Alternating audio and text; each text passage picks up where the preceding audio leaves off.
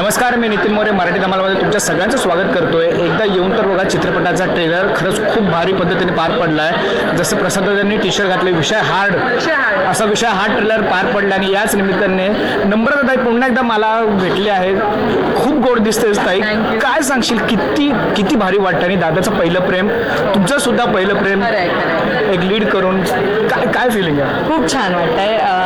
खरंच प्रेमच म्हणावं लागेल, कारण पहिली प्रमुख भूमिका असलेला हा माझा चित्रपट असणार आहे. त्याच्यामुळे मी खूप लकी समजते की माझ्या मित्रानेच तो दिग्दर्शित केला आहे सिनेमा आणि मला फार तेवढा स्ट्रगल नाही करावा लागला त्याच्याकडे. बाकी खूप आयुष्यात खूप स्ट्रगल केलं आहे. 17 वर्ष झाली मला प्रमुख भूमिका मिळण्यासाठी, तर खूप स्ट्रगल केलं आहे आणि त्या कष्टाचा चीज झालं आहे असं मी म्हणेन. कारण प्रत्येकाचं स्वप्न असतं मोठ्या पडद्यावर झळकण्याचं. कारण खूप रूटपासनं काम केलं, खूप शून्यापासनं मी उभी राहिले, मी प्रयत्न केला आहे चांगलं काम करण्याचा, प्रेक्षकांचं मनोरंजन करण्याचा, आणि आज त्या कष्टाचं चीज झालं आणि ही सुरुवात आहे.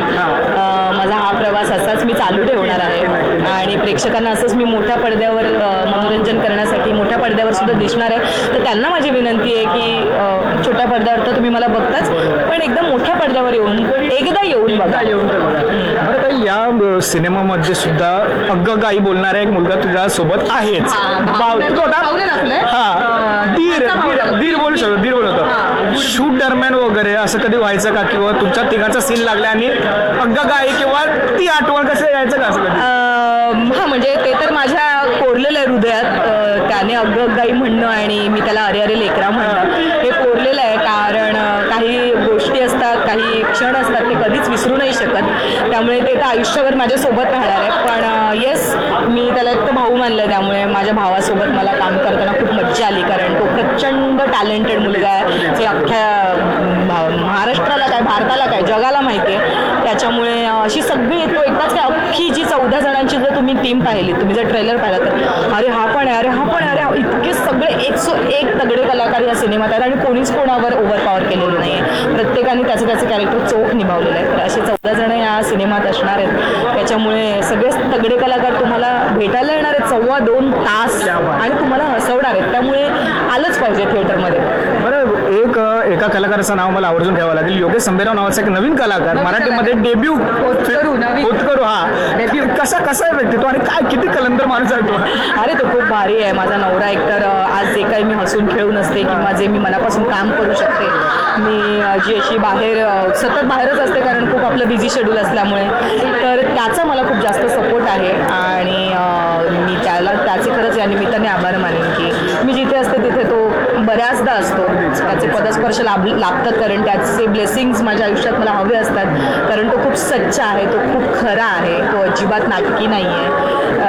एक वेळ माझ्याकडनं 19-20 होईल, पण तो खूप परफेक्ट आहे. कारण तो मला चुकाही सांगतो की त्याला नाही आवडलं तर तो असं नाही आहे की कौतुकच करतो फक्त, कारण चुकाही वेळोवेळी सांगणं खूप गरजेचं आहे, तसा तो मला सांगत असतो. तर सेटवर असाच मला भेटायला आला होता आणि प्रसाद पण त्याचा खूप चांगला मित्र आहे. त्याचा योगा राहतच का उभा एखाद्या सीनला, एक न्यूज रिपोर्टरच्या रोलला तो आपला राहायला मार्क घेऊन उभा. सो त्याच्यासाठी ही खूप मोठी गोष्ट आहे आणि माझ्यासाठी, कारण खूप स्ट्रगल असतो मोठ्या पडद्यावर येण्यासाठी.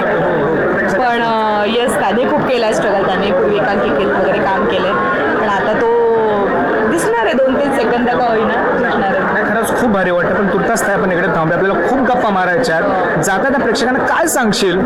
जसं वनिता ताई बोलली की जसं बॉलिवूडमध्ये प्रियदर्शनीचे चित्रपट असतात, फक्त हसा खेळा, तू काय सांगशील? तू या चित्रपटाकडे कशा पद्धतीने बघतेस आणि प्रेक्षकांना काय ॲड्रेस करशील? करेक्ट म्हणाली वनिता. प्रियदर्शन स्टाईल आपण म्हणतो तसं खांडेकर स्टाईल आता ट्रेंड सुरू होणार आहे. कारण जर तुम्ही ट्रेलर बघितला तर मला वाटते की ह्या काही वर्षांमध्ये जर तुम्ही काही चित्रपट असे ठेवलेत आणि ट्रेलर पाहिले किंवा सिनेमा, मी काही कोणालाच अजिबात नावं ठेवत नाही. प्रत्येक जण प्रामाणिकपणे प्रयत्न करत असतो, प्रत्येक जण प्रामाणिकपणे कलाकृती बनवत असतो.